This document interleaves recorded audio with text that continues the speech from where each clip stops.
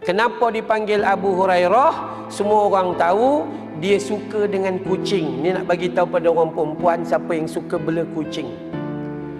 Hadis yang cerita kata Nabi bela kucing bohong, tak ada hadis sahih. Jangan pandai-pandai bohong.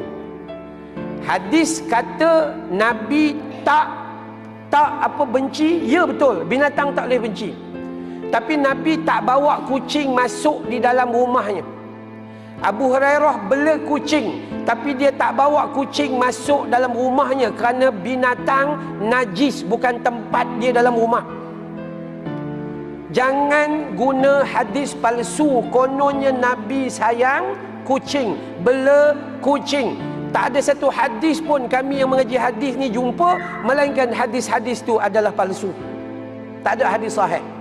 Maka bela kucing bagus tak? Bagus. Tapi adakan tempat dia dekat luar. Jangan bawa masuk dalam rumah. Ini kadang-kadang kita masuk rumah ni, bau kucing, bau tai kucing ni tak tahu nak cakap. Solat duha dalam rumah, bau tai kucing. Bayangkan. Tak kena langsung. Buat boleh, tapi seharusnya seiring dengan sunnah Rasulullah SAW. Malah bela kucing pula tu, kucing kita banyak pergi berak ke rumah orang, lagi teruk.